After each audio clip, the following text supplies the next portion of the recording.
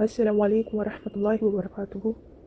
الحمدللہ ہم لوگ یہ تجوید کا کورس شروع کرنے والے ہیں۔ اس میں ہم لوگ انشاءاللہ تعالیٰ آج انٹروڈکشن دیکھ لیتے ہیں کہ تجوید کیا ہے، تجوید میں ہم لوگوں کو کیا سیکھنا ہے، تجوید کے بارے میں تھوڑا سمجھ لیتے ہیں۔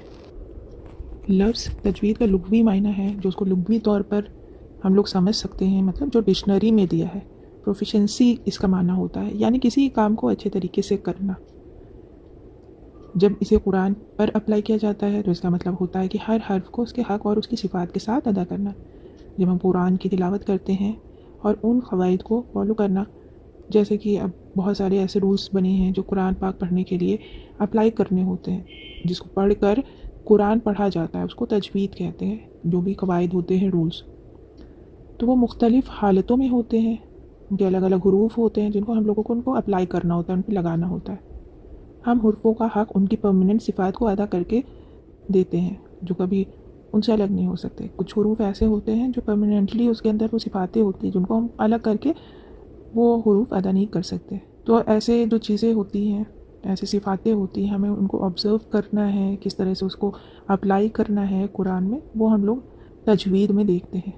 قرآن تجوید کے قواعد کے ساتھ نازل ہوا، یعنی جب جبریل علیہ السلام نے نبی کریم صلی اللہ علیہ وسلم کو اللہ کا کلام سنایا تو ایک خاص طریقے سے سنایا اور انہیں مختلف طریقے بھی بتائے جن پر قرآن پڑھنا جائز ہے۔ اس لیے ہم پر فرض ہے کہ ہم ان قواعد کو فالو کریں تاکہ ہم قرآن اسی طریقے سے پڑھیں جس طریقے سے وہ نازل ہوا ہے۔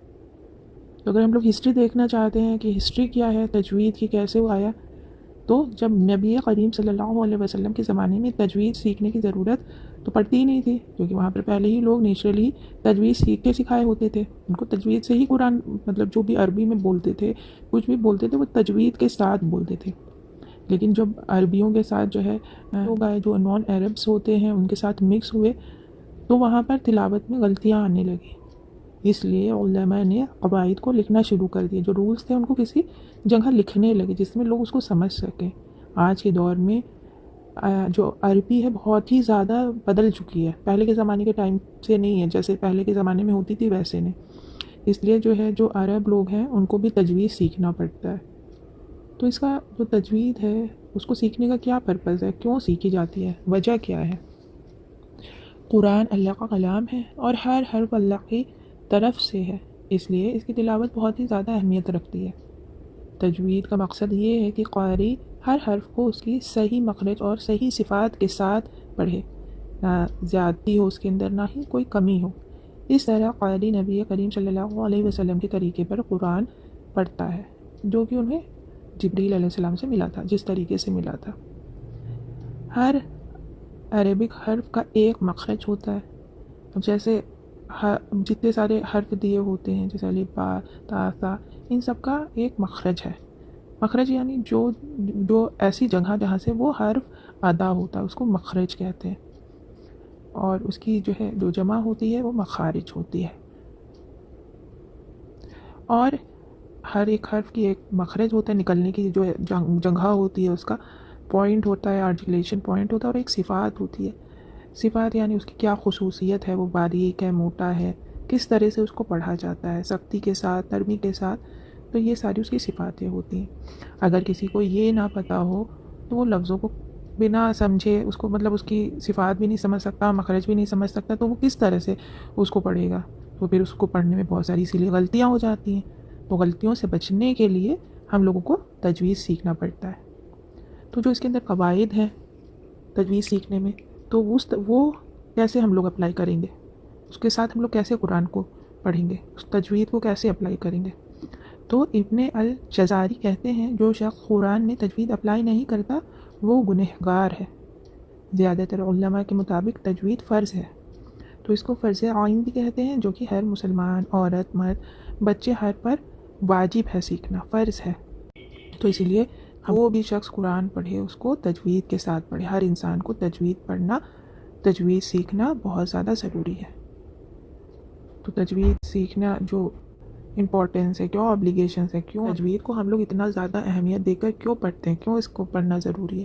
کیونکہ اللہ تعالیٰ نے قرآن میں فرمایا وَرَتِّلِ الْقُرْآنَ تَرْتِیلًا، اس کا مطلب ہے قرآن کو ٹھہر ٹھہر کر پڑھو۔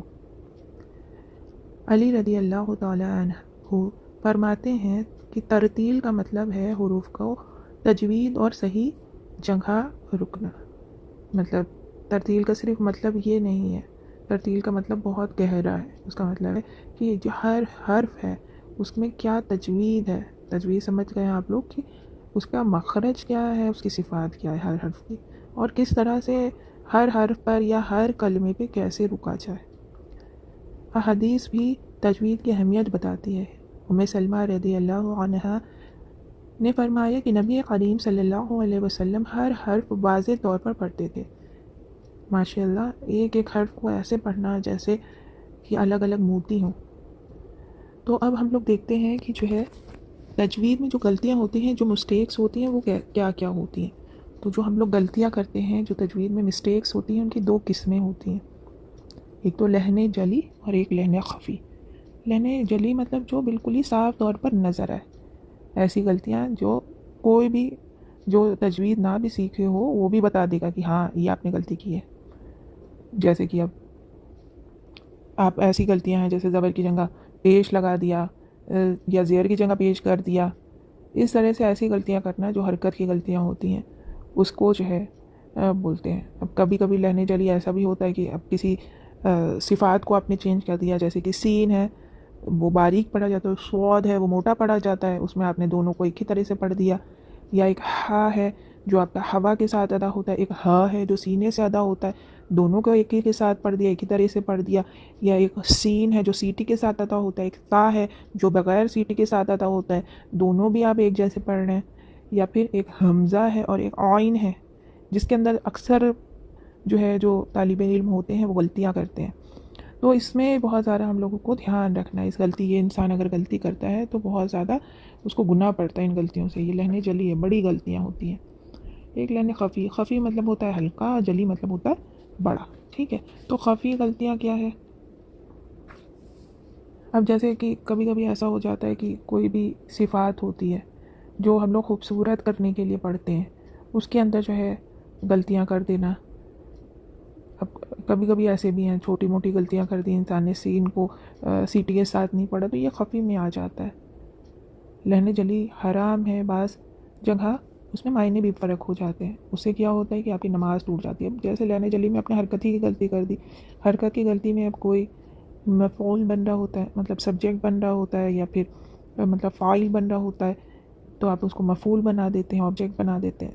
اس طرح سے بہت بڑی غلطی ہوتی ہے، یہ معنی ہی بدل جاتے. خفی بھی جو ہے لہن خفی بھی مکروہ ہے، مگر اسے بچنا بہتر ہوتا ہے، بہت ضروری ہوتا ہے. تو کوشش کرے انسان ہر غلطیوں سے بچے، اور جتنا زیادہ وہ اچھی طریقے پڑھے گا قرآن کو اتنی ہی اس کو جو ہے اللہ تعالیٰ اور بھی زیادہ اس کے اندر اجر و ثواب دیں گے. آپ نے سنا بھی ہوگا کہ ایک ایک حرف پر اللہ تعالیٰ 10 نیکیاں لکھتا ہے، تو اس کو اور بہتر طریقے سے پڑھیں گے تو اور زیادہ اس کا ثواب ہوگا. تو یہاں پر جب بھی آپ صلی اللہ علیہ وسلم قرآن پڑھتے تھے تو ان کو پڑھنے کا طریقہ اتنا زیادہ بہترین ہوتا تھا کہ آپ صلی اللہ علیہ وسلم نے ایک جگہ فرمایا کہ قرآن کو آہستہ ٹھہر ٹھہر کر اور خوبصورت آواز میں پڑھو. انہوں نے فرمایا کہ قرآن کو اپنی آوازوں سے خوبصورت بناؤ.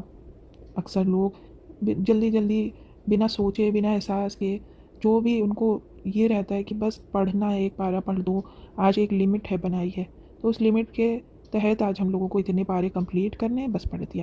اس میں کوئی احساس نہیں ہوتا ہے، کوئی فیلنگس نہیں ہوتی ہیں، اس میں کوئی سمجھ ہی نہیں ہوتی ہے کہ انسان سمجھے کہ یہ اللہ تعالیٰ کا کلام ہے، اس کو ہم لوگوں کو سمجھ کے پڑھنا ہے. وہ چیزیں نہیں ہوتی ہیں. بس اس کا فوکس کیا ہوتا ہے کہ جلدی جلدی پڑھو. لیکن اگر وہ ساری حدیثیں دیکھیں تو اس میں ٹھہر ٹھہر کے پڑھنے کا، اس کو ایسے خوبصورت آواز میں پڑھنے کا، یہی تو آپ کا ثواب دوبالا کرتا ہے. تو انسان کو چاہیے کہ قرآن جب بھی پڑھے تو بہت ہی آہستہ، بہت جو اس کی اچھی آواز ہے اس میں کر کے اس کو پڑھے. تو جب بھی انسان تجوید سیکھنے کی کوشش کرے تو اس کو ضروری ہے کہ ایک ایسا ٹیچر ہو اس کے پاس، کوالیفائڈ ٹیچر ہو جو اس کو اس کی غلطیاں سمجھا سکے. اور جب بھی ہم لوگ قرآن پڑھنا یا تجوید پڑھنا اسٹارٹ کریں تو جو بھی ہم لوگ کے قواعد ہیں، رولس ہیں، ان کو دھیرے دھیرے سیکھیں، نہ کہ جلد بازی میں سے سیکھیں.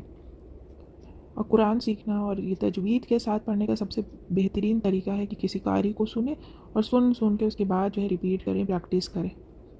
اور جو پہلے سے آپ لوگوں نے کوئی بھی سورہ یاد کر رکھی ہے تو اس کے اندر آپ کو تجوید کو اپلائی کرنا ہے، تجوید کو اپلائی کر کے پھر اس کو اچھے سے یاد کرنا ہے۔